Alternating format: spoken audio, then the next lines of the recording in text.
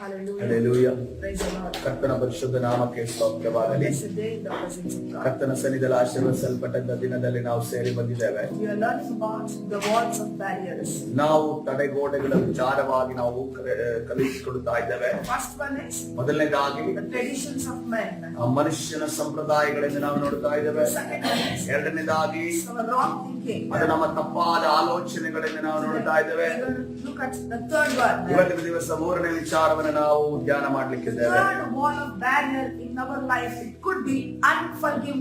ನಮ್ಮ ಜೀವಿತದಲ್ಲಿ ನಮಗೆ ಆಶೀರ್ವಾದವನ್ನು ಹೊಂದಿಕೊಳ್ಳಲು ಇರುವಂತಹ ತಡೆಗೋಡೆ ಮೂರನೇದು ಯಾವುದೆಂದು ನೋಡುವಾಗ ಅದು ಕ್ಷಮಿಸದೇ ಇರುವುದೆಂದು ನಾವು ನೋಡುತ್ತಾ ಇದ್ದೇವೆ. ಕೊಲಸ್ಸೆ ಬರೆದ ಪತ್ರಿಕೆ 3ನೇ ಅಧ್ಯಾಯ 13ನೇ ವಚನವನ್ನು ನೋಡುವಾಗ ಪೌಲನು ಕೊಲಸ್ಸೆಯಲ್ಲಿ ಇರುವಂತಹ ಎಲ್ಲಾ ಸಭೆಗಳಿಗೆ ಈ ರೀತಿಯಲ್ಲಿ ಬರೆಯುತ್ತಿದ್ದಾನೆ. With one another and forgiving one another. If anyone has a complaint against another, even as Christ forgave you, you also must forgive them. ಮತ್ತೊಬ್ಬರ ಮೇಲೆ ತಪ್ಪು ಹೊರಿಸುವುದಕ್ಕೆ ಕಾರಣವಿದ್ದರೂ ತಪ್ಪು ಹೊರಿಸದೆ ಒಬ್ಬರಿಗೊಬ್ಬರು ಸೇರಿಸಿಕೊಂಡು ಕ್ಷಮಿಸಿರಿ. ಕರ್ತನು ನಿಮ್ಮನ್ನು ಕ್ಷಮಿಸಿದಂತೆ ನೀವು ಕ್ಷಮಿಸಿರಿ. Day-to-day life, ನಮ್ಮ ದಿನನಿತ್ಯದ ಜೀವಿತದಲ್ಲಿ it's common that people offend us. ನಮಗೆ ಬಹಳ ಒಂದು ಸಾಮಾನ್ಯವಾದ ವಿಚಾರವಾಗಿದೆ. ಜನರು ನಮ್ಮನ್ನ ಕೋಪಗೊಳಿಸ್ತಾರೆ, ಅನ್ಯಾಯ ಮಾಡುತ್ತಾರೆ. Forgiveness is an everyday thing and it's for everyone. ಈ ಕ್ಷಮೆ ಅನ್ನೋದು ಪ್ರತಿ ದಿನನಿತ್ಯದ ಒಂದು ಕಾರ್ಯ ಆಗಿದೆ ಮತ್ತು ಅದು ಎಲ್ಲರಿಗೂ ಇರುವಂತದ್ದಾಗಿದೆ. If you read in the Lord's Prayer, ನೀವು ಕರ್ತನ ಒಂದು ಪ್ರಾರ್ಥನೆಯನ್ನ ನೀವು ಓದುವುದಾದ್ರೆ ನೋಡುವುದಾದ್ರೆ spoke about forgiveness. ಯೇಸು ಕ್ರಿಸ್ತನು ಅಲ್ಲಿ ಕ್ಷಮೆಯ ವಿಚಾರವಾಗಿ ಮಾತನಾಡಿದನು. For the Peter's question, ಪೇತ್ರನ ಒಂದು ಪ್ರಶ್ನೆಗೆ Jesus spoke about limitless forgiveness. ಯೇಸು ಕ್ರಿಸ್ತನ ಮುಂದೆ ಪೇತ್ರನು ನೀನು ಎಷ್ಟು ಬಾರಿ ಕ್ಷಮಿಸಬೇಕೆಂದು ಕೇಳಿದಾಗ ಆತನು ಈ ರೀತಿಯಲ್ಲಿ ಹೇಳ್ತಾನೆ, ನೀನು ಮಿತಿ ಇಲ್ಲದೆ ನೀನು ಕ್ಷಮಿಸಬೇಕೆಂದು ಹೇಳ್ತಾನೆ. About the cross is all about forgiveness. ಶಿಲುಬೆ ವಿಚಾರ ನೋಡುವಾಗ ಕ್ಷಮೆಯ ವಿಚಾರ ಎಂದು ನಾವು ಗಮನಿಸುತ್ತೇವೆ. In the Garden of Eden it's all about forgiveness. ಆ ಏದೆನ್ ತೋಟದಲ್ಲಿ ಕೂಡ ಕ್ಷಮೆಯ ವಿಚಾರವಾಗಿ ದೇವರು ಆದಮ ಅವರಿಗೆ ಬೋಧಿಸಿದ್ದಾನೆ. Forgiveness is fundamental in our Christian faith. ಕ್ಷಮೆ ಅನ್ನೋದು ನಮ್ಮ ಒಂದು ಕ್ರೈಸ್ತ ಒಂದು ನಂಬಿಕೆಯಲ್ಲಿ ಅದು ಒಂದು ಅಸ್ಥಿವಾರವಾಗಿದೆ ಎಂದು ನಾವು ನೋಡುತ್ತೇವೆ. Yes, people can be hurt us and the wound can be deep. ಹೌದು, ನಮ್ಮನ್ನ ಜನರು ನೋಯಿಸುತ್ತಾರೆ ಮತ್ತು ಆ ನೋಯಿನ ಒಂದು ಆ ಗಾಯದ ಆಳ ಬಹಳವಾಗಿರುತ್ತದೆ ಅನ್ನೋದನ್ನ ಗಮನಿಸುತ್ತೇವೆ.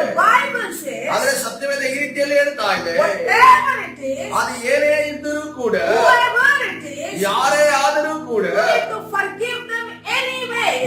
ಹೇಗೆ ಆದರೂ ಕೂಡ ಅವರನ್ನು ನಾವು ಕ್ಷಮಿಸಲೇಬೇಕು. When you don't forgive, we are making or we are getting trapped into a prison of walls. ಸಭೆ ನಿಮಗೆ ಗೊತ್ತಿದೆಯಾ, ನಾವು ಒಂದು ಯಾವಾಗ ಕ್ಷಮಿಸದೇ ಇರುತ್ತೇವೋ ನಾವು ನಮ್ಮನ್ನೇ ಒಂದು ಬಲೆಗೆ ಹಾಕಿ ಕೂರಿಸಿದ್ದೇವೆ, ಅದಕ್ಕೆ ಗೋಡೆಗಳು ಇರ್ತವೆ ಅನ್ನೋದನ್ನ ನಾವು ಒಂದು ಕಾರಾಗೃಹದಲ್ಲಿ ಬೀಳುತ್ತೇವೆ. What is the scripture proof? ದೇವರ ವಾಕ್ಯದ ಒಂದು ಆಧಾರ ಯಾವುದಾಗಿದೆ? You remember Jesus speaks about a parable. ಯೇಸು ಕ್ರಿಸ್ತನ ಒಂದು ಸಾಮ್ಯದ ವಿಚಾರವಾಗಿ ಮಾತನಾಡುತ್ತಾನೆ. When a person he did not forgive the debts. ಒಬ್ಬ ಮನುಷ್ಯನು ತನಗೆ ಸಾಲ ಕೊಟ್ಟವರನ್ನ ಯಾವಾಗ ಆತನು ಕ್ಷಮಿಸಲಿಲ್ಲವೋ, the master put him into the prison. ಆತನ ಯಜಮಾನನು ಬಂದು ಆತನನ್ನು ತೆಗೆದುಕೊಂಡು ಕಾರಾಗೃಹಕ್ಕೆ ಹಾಕಿದನೆಂದು ನಾವು ಗಮನಿಸುತ್ತೇವೆ. When you withhold forgiveness from any person, ಸಭೆ ನೀವು ಯಾರೇ ವ್ಯಕ್ತಿ ಆಗಲಿ ಅವರ ಪ್ರತಿಯಾಗಿ ನೀವು ನಿಮ್ಮ ಒಂದು ಕ್ಷಮೆಯನ್ನು ಹಿಡಿದಿಟ್ಟುಕೊಳ್ಳುವುದಾದರೆ you are in the prison. ನೀವು ಕಾರಾಗೃಹದಲ್ಲಿ ಇದ್ದೀರಿ. If you read in Matthew chapter 6, ನೀವು ಮತ್ತಾಯನ ಸುವಾರ್ತೆ 6ನೇ ಅಧ್ಯಾಯವನ್ನು ಓದುವುದಾದರೆ this is what Jesus is speaking. ಯೇಸು ಕ್ರಿಸ್ತನು ತಾನೇ ಈ ಮಾತುಗಳನ್ನು ನುಡಿದನೆಂದು ನಾವು ನೋಡುತ್ತಾ ಇದ್ದೇವೆ.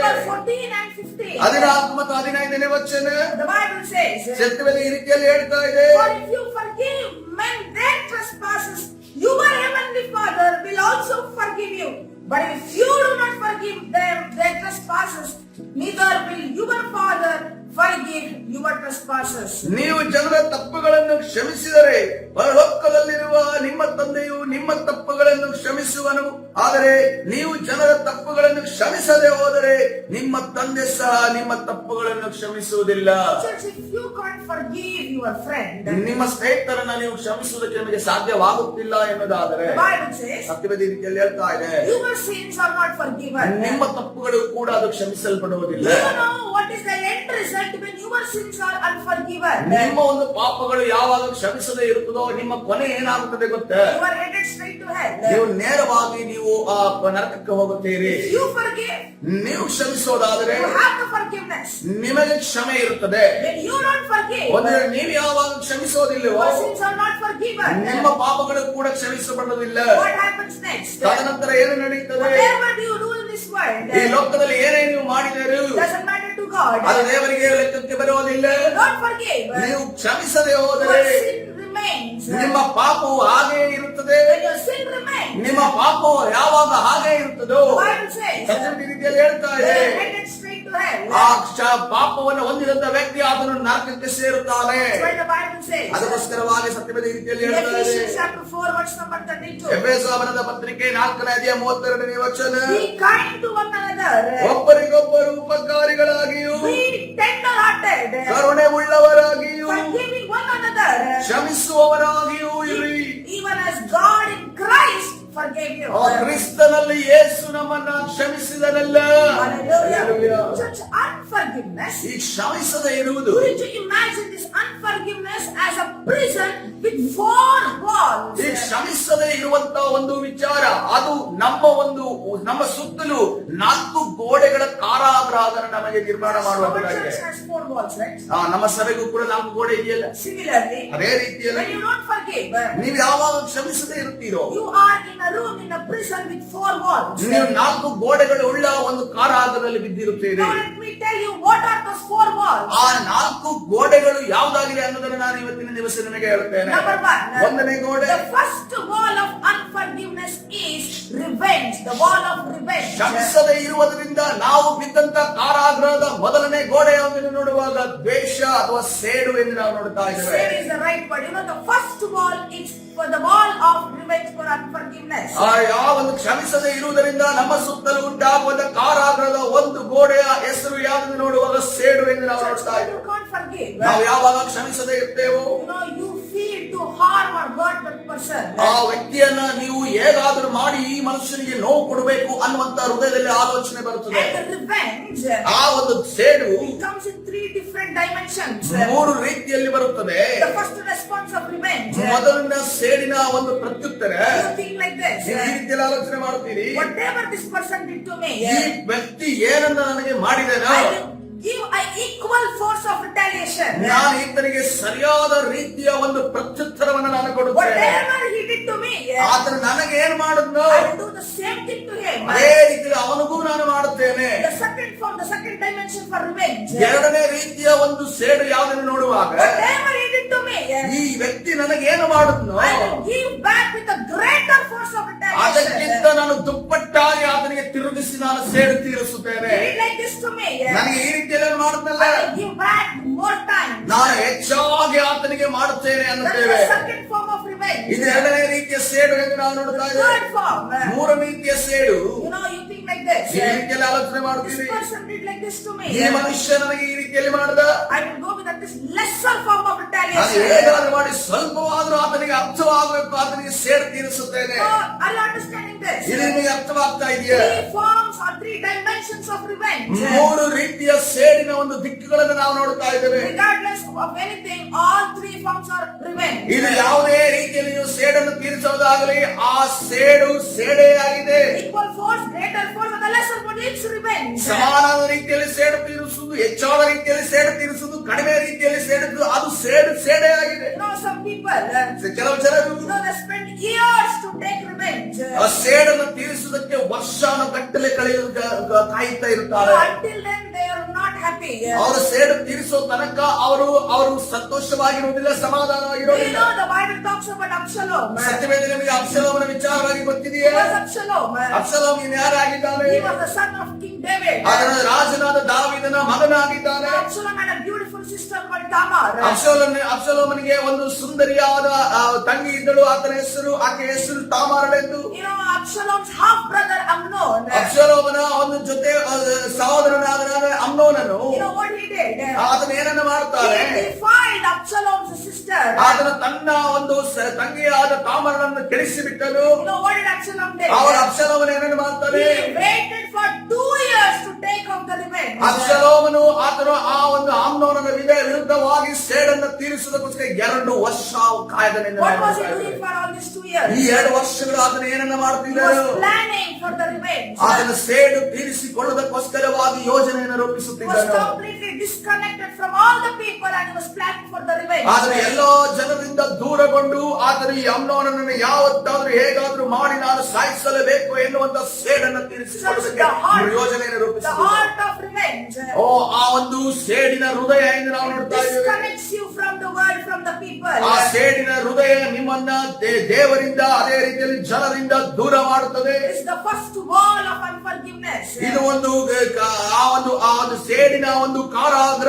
ಕ್ಷಮಿಸದೆ ಇರುವಂತ ಕಾರಾಗ್ರದ ಮೊದಲನೇ What ಗೋಡೆಯಾಗಿದೆ. is the second wall? ಎರಡನೇ ಗೋಡೆ The ಯಾವ್ದಾಗಿದೆ? second wall is the wall of resentment. ಎರಡನೇ ಗೋಡೆ ಎಂದು ಯಾವುದೆಂದು ನೋಡುವಾಗ ಅಸಮಾಧಾನ ಎಂದು ನಾವು ನೋಡ್ತಾ So ಇದ್ದೇವೆ. this is where we feel always bitterness in our heart. ಯಾವಾಗಲೂ ಕೂಡ ಈ ರೀತಿ ನಮಗೆ ಆದಾಗ ಯಾವಾಗಲೂ ಕೂಡ ನಾವು ನಮ್ಮ ಜೀವಿತದಲ್ಲಿ ನಮ್ಮ ಹೃದಯದಲ್ಲಿ ಕೈ ಭಾವನೆಯನ್ನು We ಇಟ್ಟಿರ್ತೇವೆ. continue to feel hurt about the person who really wounded us. ಯಾವ ವ್ಯಕ್ತಿ ನಮಗೆ ಯಾರು ನೋವನ್ನು ಕೊಟ್ಟಿದ್ದಾನೋ ಅವನ ನಿರಂತರವಾಗಿ ನಮ್ಮ ಹೃದಯದಲ್ಲಿ ಕೈ ಭಾವನೆ ಇರುತ್ತದೆ. Over and over again and again we will be remembering those bitterness in our heart. ಮತ್ತೆ ತಿರುಗಿ ನಮಗೆ ಆ ಒಂದು ಕೈ ಭಾವನೆ ನಮಗೆ ನೆನಪಿಗೆ ಬರ್ತಲೇ ಇರುತ್ತದೆ. You cannot forgive that person. ಆ ವ್ಯಕ್ತಿಯನ್ನು ನಿಮಗೆ ಕ್ಷಮಿಸುವುದಕ್ಕೆ ಸಾಧ್ಯವಾಗುವುದಿಲ್ಲ. How do you feel when that person just passes over you? ಆ ಮನುಷ್ಯನು ನಿಮ್ಮ ಕಣ್ಣ ಮುಂದೆ ಓಡಾಡುವಾಗ ನಿಮಗೆ ಹೇಗೆ ಅನಿಸುತ್ತದೆ? Do you wish them well or do you get angry? ನೀವು ಅವರನ್ನ ಪ್ರೈಸ್ ದಿ ಲಾರ್ಡ್ ಎಂದು ಹೇಳ್ತೀರಾ ಅಥವಾ ನೀವು ಕೋಪವನ್ನು ತೋರಿಸುತ್ತೀರೋ? You are getting angry. ಒಂದು ವೇಳೆ ನಿಮಗೆ ಸಿಟ್ಟು ಬರ್ತಿದೆ You ಅನ್ನೋದಾದ್ರೆ cannot wish them well. ನೀವು ಅವರಿಗೆ ಒಳ್ಳೆಯ ರೀತಿಯಲ್ಲಿ ಒಂದು ವಿಶ್ ಮಾಡೋದಕ್ಕೆ ಅಥವಾ ಪ್ರೈಸ್ ದಿ ಲಾರ್ಡ್ ಅನ್ನೋದಕ್ಕೆ ಸಾಧ್ಯವಿಲ್ಲ. You know, when you see that person, ನೀವು ಆ ವ್ಯಕ್ತಿಯನ್ನು ನೋಡುವಾಗ you get a pure irritation from inside. ನಿಮ್ಮ ಒಳಗಡೆಯಿಂದ ಏನೋ ರೀತಿಯ ಒಂದು ತೊಂದರೆಯನ್ನು ನೀವು ಅನುಭವಿಸುತ್ತೀರಿ. You know that wound, it opens afresh. ಅದು ಆ ಒಂದು ಏನು ಅನುಭವಿಸಿರೋ ನೋವನ್ನು ಅನುಭವಿಸಿರೋ ಗಾಯವನ್ನು ಅನುಭವಿಸಿರೋ ಅದು ಮತ್ತೆ ತಿರುಗಿ ಗಾಯ ಹೊಂದಿದ ನಿಮಗೆ ಅನುಭವ ಆಗುತ್ತದೆ. Resentment ಈ ಅಸಮಾಧಾನ ಅನ್ನೋದು blocks our heart from enjoying and experience the fullness of joy. ದೇವರ ಒಂದು ಪರಿಪೂರ್ಣವಾದ ಸಂತೋಷವನ್ನು ಹೊಂದಿಕೊಳ್ಳುವುದಕ್ಕೆ ಅನುಭವ ಮಾಡುವುದಕ್ಕೆ ನಮ್ಮನ್ನು ತಡೆ ಮಾಡುತ್ತದೆ. Now let's go to the third wall. ಇದರಲ್ಲಿ ಮೂರನೆಯ ಗೋಡೆಗೆ ಹೋಗೋಣ. The third wall of unforgiveness. ಈ ಕ್ಷಮಿಸದೆ ಇರುವಂತ ಕಾರಾಗೃಹದ ಮೂರನೇ ಗೋಡೆ ಯಾವುದಾಗಿದೆ? It's regret. ಅದು ನಾವು ನಮ್ಮ ವಿಚಾರವಾಗಿ ನಾವು ಕೀಳರಿಮೆ ಹೊಂದುವುದು. You know, regretting why, you know, that is, what is the meaning of regret?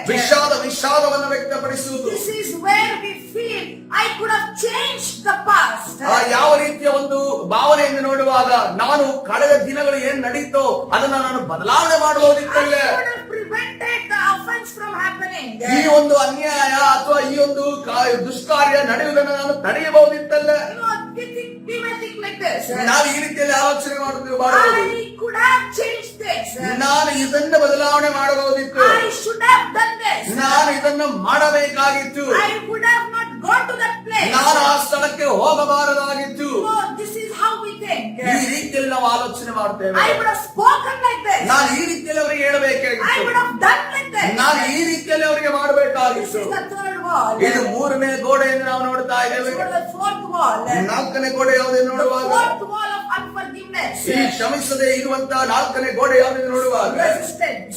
ನಮ್ಮನ್ನೇ ನಾವು ವಿರೋಧಿಸುವುದು, ನಮ್ಮನ್ನೇ ನಾವು ವಿರೋಧಿಸುವುದು ನಾವು ನೋಡ್ತಾ ಇದ್ದೇವೆ. ನಾವು ತಡೆಯನ್ನು ಮಾಡೋದು ಅಥವಾ ನಾವು ಎಲ್ಲಿಗೂ ಹೋಗದೇ ಇರುವುದು. This wall results not to have blessing from God. ಈ ಒಂದು ಗೋಡೆ ದೇವರಿಂದಲೇ ನಾವು ಆಶೀರ್ವಾದವನ್ನು ಹೊಂದದಂತೆ ನಾವನ್ನ ತಡೆ It ಮಾಡುತ್ತದೆ. resists our blessing. ನಮ್ಮ ಆಶೀರ್ವಾದವನ್ನು ಇದು ತಡೆ ಮಾಡುತ್ತದೆ. When we resist to forgive, ನಾವು ಯಾವಾಗ ಈ ಕ್ಷಮೆಯನ್ನು ಕೊಡುವುದಕ್ಕೆ ನಮ್ಮನ್ನು ನಾವೇ ತಡೆ ಒಡ್ಡುತ್ತೇವೆ, that resists our blessing. ಅದು ನಮ್ಮ ಆಶೀರ್ವಾದವನ್ನು ಕೂಡ ತಡೆ ಮಾಡುತ್ತದೆ. This is where you refuse to wish well for this your enemies before God and before others. ದೇವರ ಮುಂದೆಯೂ ಅದೇ ರೀತಿಯಲ್ಲಿ ಜನರ ಮುಂದೆಯೂ ನಿಮ್ಮ ಶತ್ರು ನಿಂತಾಗ ಶತ್ರುವನ್ನ ನೀವು ಆಶೀರ್ವದಿಸುವುದಕ್ಕೆ ನೀವು ತಡೆ ಮಾಡುತ್ತೀರ ಅಥವಾ ನೀವು ಒಪ್ಪುವುದಿಲ್ಲ. You are resisting yourself to give forgiveness. ಅವರಿಗೆ ಕ್ಷಮೆಯನ್ನ ಕೊಡುವುದಕ್ಕೆ ನಿಮ್ಮನ್ನು ನೀವೇ ತಡೆಗೊಳಿಸುತ್ತೀರಿ. That's the peak result of unforgiveness. ಇದು ಒಂದು ಈ ಕ್ಷಮಿಸದೆ ಇರುವಂತ ಎತ್ತರದಲ್ಲಿರುವಂತ ಒಂದು ಅನುಭವ ಅಥವಾ ಒಂದು ಭಾವನೆಯಾಗಿದೆ. You know how is your mind these times? ನಿಮ್ಮ ಮನಸ್ಸು ಈ ದಿನಮಾನಗಳಲ್ಲಿ ಹೇಗಿದೆ? You know how do you feel if you are in this resistance? ಒಂದು ವೇಳೆ ಈ ರೀತಿಯ ನಿಮ್ಮ ಆಶೀರ್ವಾದವನ್ನ ತಡೆಗೊಳಿಸುವಂತ ಸಂದರ್ಭದಲ್ಲಿ ನಿಮ್ಮ ಮನಸ್ಥಿತಿ ಹೇಗಿರುತ್ತದೆ? You know you desire a blessing for yourself. ನಿಮಗೆ ನೀವು ಆಶೀರ್ವಾದವನ್ನ ಬಯಸುತ್ತಿದ್ದೀರಿ. You cannot digest when your neighbor is getting ಆದ್ರೆ blessed. ನಿಮ್ಮ ನೆರೆಹೊರೆಯರು ಅಥವಾ ನಿಮ್ಮ ಸ್ನೇಹಿತನು ಸಹೋದ್ಯೋಗಿಯೋ ಯಾರಾದ್ರೂ ಆಶೀರ್ವಾದ ಹೊಂದುವುದನ್ನು ನೀವು ಸಹಿಸೋದಿಲ್ಲ. Just today God is asking. ಇವತ್ತಿನ ದಿವಸ ದೇವರು ಒಂದು ಮಾತನ್ನ ಹೇಳುತ್ತಿದ್ದಾನೆ. You want the blessings of God in your life. ನಿಮ್ಮ ಜೀವಿತದಲ್ಲಿ ದೇವರ ಆಶೀರ್ವಾದ ನಿಮಗೆ ಬೇಕಾಗಿಲ್ಲ. God says, ದೇವರ ಹೇಳ್ತಾರೆ, free your heart from all unforgiveness. ಎಲ್ಲ ಒಂದು ಕ್ಷಮಿಸದೆ ಇರುವ ವಿಚಾರದಿಂದ ನಿಮ್ಮ ಹೃದಯವನ್ನ ಸ್ವತಂತ್ರಗೊಳಿಸಿರಿ. So the blessing of God can flow freely into your life. ಆಗ ದೇವರ ಆಶೀರ್ವಾದ ಒಂದು ಉಚಿತವಾಗಿ ನಿಮ್ಮ ಹೃದಯದ ಒಳಗಡೆ ಪ್ರವೇಶವಾಗುವುದಾಗಲಿ. Go to that person. ಆ ವ್ಯಕ್ತಿಯ ಬಳಿಗೆ ಹೋಗ್ರಿ. Tell them I have forgiven you. ನಾನು ನಿಮ್ಮನ್ನ ಕ್ಷಮಿಸಿದ್ದೀನಿ ಅನ್ನೋದನ್ನ ಹೇಳಿರಿ. Make peace with everyone. ಅವರ ಎಲ್ಲರ ಜೊತೆ ನೀವು ಸಮಾಧಾನದಿಂದಿರ್ರಿ. Then your life will find supernatural blessings. ಆಗ ನಿಮ್ಮ ಜೀವಿತ ಒಂದು ಅಸಾಮಾನ್ಯವಾದ ಆಶೀರ್ವಾದವನ್ನು ಹೊಂದಿಕೊಳ್ಳುತ್ತದೆ. Hallelujah. Hallelujah. Praise the Lord. ಕರ್ತನ ಪರಿಶುದ್ಧ ನಾಮಕ್ಕೆ ಸ್ತೋತ್ರವಾಗಲಿ. Unforgiveness. ಈ ಕ್ಷಮಿಸದಿರುವಂತಹ ಒಂದು The ಸ್ವಭಾವ wall of barrier in your life. ನಿಮ್ಮ ಜೀವಿತದಲ್ಲಿ ತಡೆಗೋಡೆಯಾಗಿ ಆಶೀರ್ವಾದಕ್ಕೆ ಅಡ್ಡಿಯಾಗಿ ನಿಂತಿದೆ. Today as you heard this message, ಇವತ್ತಿನ ದಿವಸ ಈ ಸಂದೇಶವನ್ನು ಕೇಳಿದ ನೀವೆಲ್ಲರೂ God will give a grace, His grace to forgive them. ದೇವರು ಆತನ ಕೃಪೆಯನ್ನು ನಿಮಗೆ ಕ್ಷಮಿಸುವುದಕ್ಕೆ ಕೊಡುತ್ತಿದ್ದಾನೆ. Hallelujah. Hallelujah. Close our eyes. ಈ ಸಮಯ ಎಲ್ಲರ ಕಣ್ಣುಗಳನ್ನು Let's ಮುಚ್ಚೋಣ. all begin to pray. ಈ ಸಮಯ ಪ್ರಾರ್ಥನೆಯನ್ನು ಮಾಡಿಕೊಳ್ಳೋಣ. Open your mouth and give praises to ಆ God. ಕರ್ತನಿಗೆ ನೀವು ಬಾಯನ್ನು ತೆರೆದು ಸ್ತೋತ್ರಗಳನ್ನು ಮಾಡಿ. Ask for the grace of forgiveness. ಆ ದೇವರೇ ನನಗೆ ಕ್ಷಮಿಸುವುದಕ್ಕೆ ಕೃಪೆಯನ್ನು ದಯಪಾಲಿಸು ಕೇಳಿಕೊಳ್ಳೋಣ. In the name of Jesus. ಓ ತಂದೆಯಾದ ದೇವರೇ ಯೇಸುವಿನ ನಾಮದಲ್ಲಿ Help your children to forgive the trespassers. ಅವರಿಗೆ ಹಿಂಸೆ ಪಡಿಸಿದವರನ್ನು ಕ್ಷಮಿಸುವುದಕ್ಕೆ ಕರ್ತನೇ ನೀನು ನಿನ್ನ ಮಕ್ಕಳಿಗೆ ಸಹಾಯ ಮಾಡು. Let them bring their unforgiveness heart and exchange with your forgiving heart. ನಿನ್ನ ಒಂದು ಕ್ಷಮಿಸುವಂತಹ ಹೃದಯವು ಹಿಡಿದು ಬಂದು ಅವರ ಒಂದು ಎಲ್ಲ ನೋವು ಹೊಂದಿದಂತಹ ಹೃದಯಗಳಿಗೆ ಅದು ಬದಲು ಕೊಡುವುದಾಗಲಿ. Let the river of forgiveness flow from their heart. ಅವರ ಹೃದಯದಿಂದ ಈ ಕ್ಷಮಿಸುವಂತಹ ನದಿ ಹಿಡಿದು ಬರುವುದಾಗಲಿ, ಹರಿಯುವುದಾಗಲಿ. Lord, we thank you for the truth of your word. ನಿನ್ನ ವಾಕ್ಯದ ಒಂದು ಸತ್ಯವನ್ನು ತಿಳಿದುಕೊಳ್ಳುವಂತೆ ಕೊಟ್ಟ ಕೃಪೆಗಾಗಿ ಸ್ತೋತ್ರ. I pray that you help us to walk in forgiveness. ನಿನ್ನ ಒಂದು ಕ್ಷಮೆಯಲ್ಲಿ ನಾವು ನಡೆಯುವ ಹಾಗೆ ನಮಗೆ ಸಹಾಯ ಮಾಡು ಎಂದು ಪ್ರಾರ್ಥಿಸುತ್ತೇವೆ. Pray for a heart of flesh that embraces people and their perspectives. ನಿನ್ನ ಒಂದು ಹೃದಯವನ್ನು ನಮಗೆ ದಯಪಾಲಿಸು. ಅದು ಜನರನ್ನ ನಾವು ಅಪ್ಪಿಕೊಳ್ಳುವಂತೆಯೂ ಜನರ ಜೊತೆ ನಡೆಯುವಂತೆಯೂ ನಮ್ಮನ್ನು ನಡೆಸುವುದಾಗಲಿ. I pray for the grace to let go of every hurt so that we can receive your forgiveness. ನಿನ್ನ ಕ್ಷಮೆಯನ್ನು ನಾವು ಹೊಂದಿಕೊಳ್ಳುವುದಕ್ಕೋಸ್ಕರವಾಗಿ ನಿನ್ನ ಕೃಪೆಯನ್ನು ನಮಗೆ ದಯಪಾಲಿಸು. I decree that the life of your children shall be filled with joy from now. ನಿನ್ನ ಮಕ್ಕಳ ಜೀವಿತವು ಈಗಿನಿಂದಲೇ ನಿನ್ನ ಪರಮ ಸಂತೋಷದಿಂದ ತುಂಬಿಕೊಳ್ಳುವುದಾಗಲಿ ಎಂದು ಪ್ರಾರ್ಥಿಸುತ್ತೇನೆ. In Jesus' name. ಯೇಸುವಿನ ನಾಮದಲ್ಲಿ. Amen. Amen. Amen. Amen. Hallelujah. God bless everyone according to Colossians chapter 3 verse number 13. ದೇವರ ಕೊಲೊಸ್ಸೆ ಬರೆದ ಪತ್ರಿಕೆ 3ನೇ ಅಧ್ಯಾಯ 13ನೇ ವಚನದ ಪ್ರಕಾರ ದೇವರು ನಿಮ್ಮನ್ನು And Matthew chapter 6 verse number 14 and 15. ಅದೇ ರೀತಿಯಲ್ಲಿ ಮತ್ತಾಯನ ಸುವಾರ್ತೆ 6ನೇ ಅಧ್ಯಾಯ 14 15ನೇ ವಚನದ ಪ್ರಕಾರ ದೇವರು ನಿಮ್ಮನ್ನು ಆಶೀರ್ವದಿಸಲಿ.